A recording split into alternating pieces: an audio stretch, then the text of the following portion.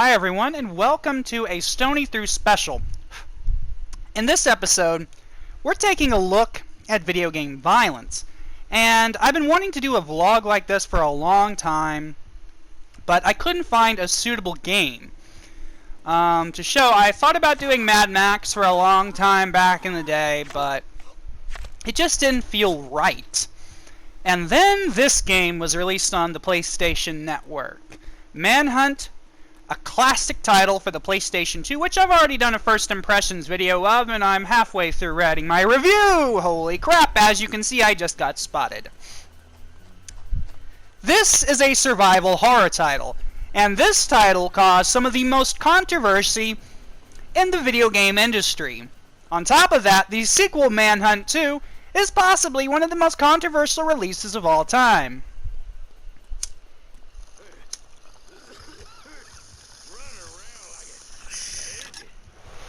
But what does that all mean? How does this game affect an adolescent? How does this game affect an adult? Well, like all games, like all films, it depends heavily on the person. Now, I had very trusting parents. I had trusting parents enough that they got this for me the Christmas it came out when I was 12. And I had been watching movies like this of its kind, John Carpenter flicks, the whole shebang. And I started playing the game, and it was scary as hell. Getting chased by these hunters and trying to lure them out and then stalk them. This is one of the first games I played that was really frightening, but it was also really fun. It was really satisfying to beat these huge odds and take out all these guys. That was pretty cool because the game is about survival. A lot of people at the time when this game was released, they pushed it as being this murder simulator. They did the same thing with the second game, but that couldn't be further from what the story really is. You are a death row inmate who is released, well, not released from prison. You were actually executed, but surprise, surprise, somehow you survived being kidnapped by the mysterious director, and you are forced to kill to survive throughout a hellish night. And one of the things this game does really, really well in terms of using violence appropriately within a video game is definitely that there's cause and effect to your violence. If you try to play super aggressive, you will die very quickly. You have to play this game smartly, and there's really never a time when I'm playing this game that I take a breath and I feel relaxed. I definitely feel entertained, but relaxed would probably not be the opportune word I am looking for. This is a very intense game, and it is certainly not for everyone. It has a lot of chilling subject matter. But what does this all mean for the video game violence discussion? Well, I've been playing this game since I was 12. Literally, it's one of my all-time favorite video games. Yet, I didn't become some mass-murdering psychopath. I think that when it comes to violence in media, what can be far more harmful for a developing mind is violence without consequences. A game in which you feel like a god. You know, we're just going to talk about games right now. I could really bring movies into the discussion, but I'm going to pretty much stick to the video game medium for this vlog. But let's say we're playing Batman Arkham Knight. It's a relatively violent game in which you are Batman, you beat the living shit out of people. The story's very dark. But there's one thing that game has with its violence, and because you're playing as Batman, you feel like Batman, which in case you feel like an unstoppable badass, which that's what Batman really is. Come on, guys. If Batman's easy to take down, they did something wrong with the game. But when it comes to this game, you're not running around all hunky-dory looking for action. I'm banging walls because I don't want to run in front of an enemy and have to run away. I want to lure them to me. I'm trying to play the game smartly by luring enemies into their very death. Sometimes it works, and sometimes you just have to get out there and run and get your ass chased down until you can turn the tables on your enemies. But that's what makes this game fun. What that also does, however, is make the game scary and intense, like I've already said. Now, when you have those kind of feelings in you, when you're playing a game, when you feel literally a panic attack to walk out of a shadow, that says something. It says that it's very easy for you to die. These guys, if they gang up on you, will take you down fast. Your only advantage is using the shadows and being stealthy, and of course later on you'll get access to firearms, and that can even the odds. But your enemies will also have firearms at that point. And when you're using these firearms, you die quickly, your enemies die quickly. It's not like you're this super-powered badass. You basically die in the same amount of damage and attacks as your enemies do. And this makes the game pretty tense because you can die at any second. Engaging in hand-to-hand combat sometimes is an unfortunate necessity, but it can be damn near fatal at times.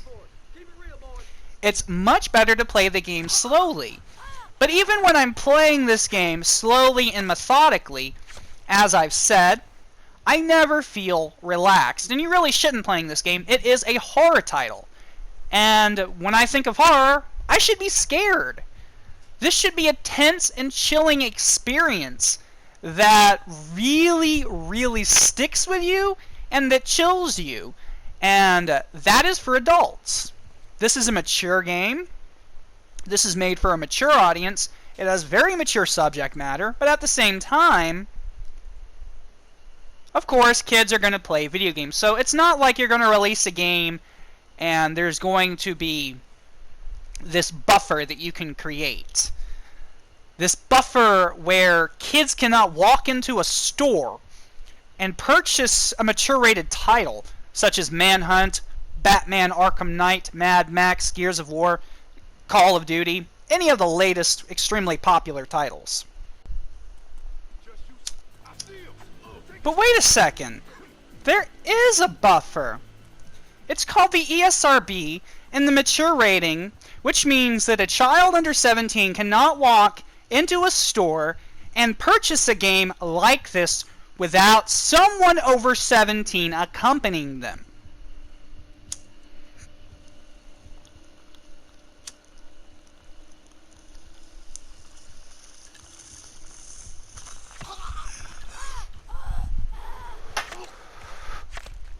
Which means, much like R-rated movies, the parent has the choice to decide if they want to give this game to their child. My parents looked at the game. We discussed what the game was. They knew that I had seen films similar. We had actually watched 8mm just about before I talked about getting this game. And I'm like, you remember that movie we just watched with Nicolas Cage? Well, there's a game about similar subject matter that I'm really interested in playing. And the thing with me is, my mom always knew I loved movies and I loved unique subjects. Let's just leave it at that. I'm a creative type person, you know, and I mean it shows with the stuff I'm doing. And now my mom's like, well, I obviously made the right choice. You didn't do anything stupid. You didn't try to act out the scenes you're watching. You had a brain.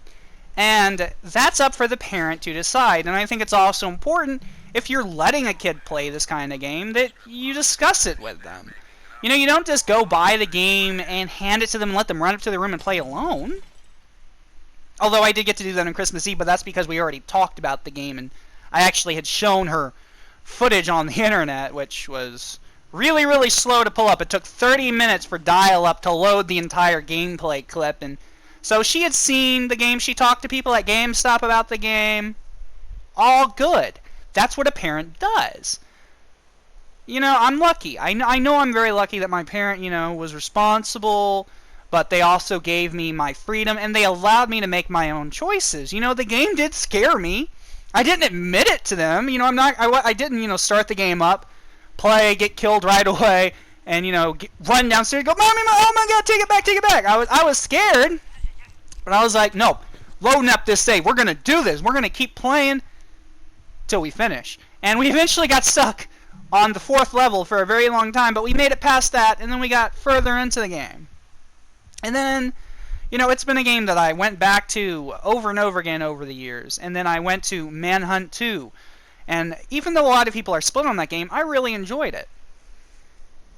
So, admittedly, this is a bit about Manhunt and a bit about video game violence, but they're really connected.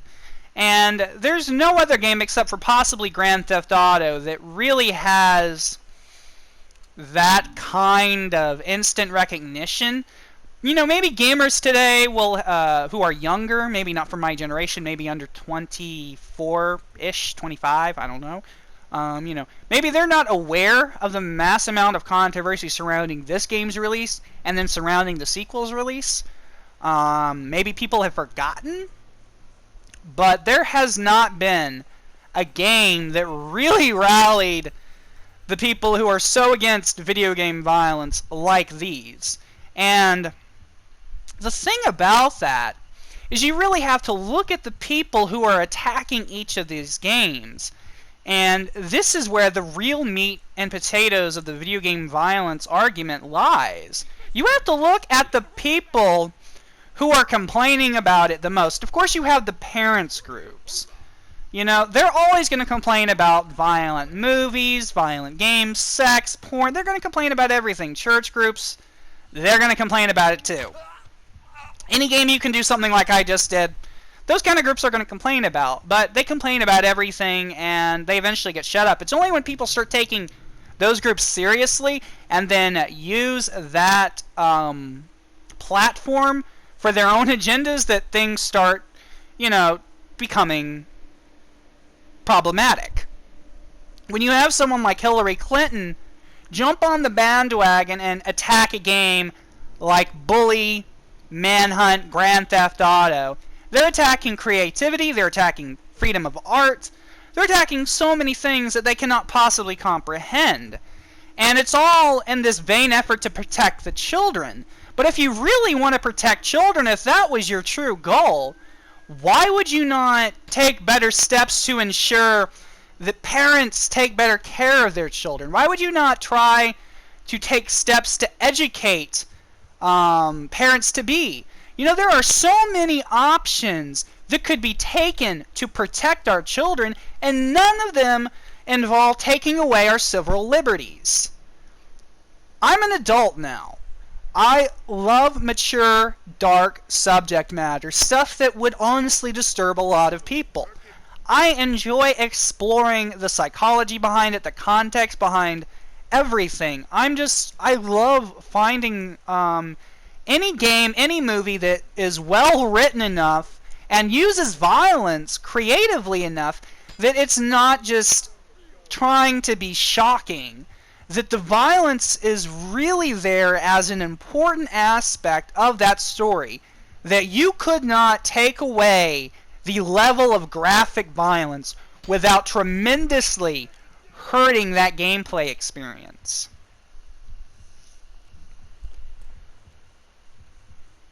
And so I love the ability to go into a GameStop or a Best Buy and buy an R-rated film or a mature-rated game that has subject matter that is honestly not appropriate for children. We have to remember that no form of media is meant just for one audience or another.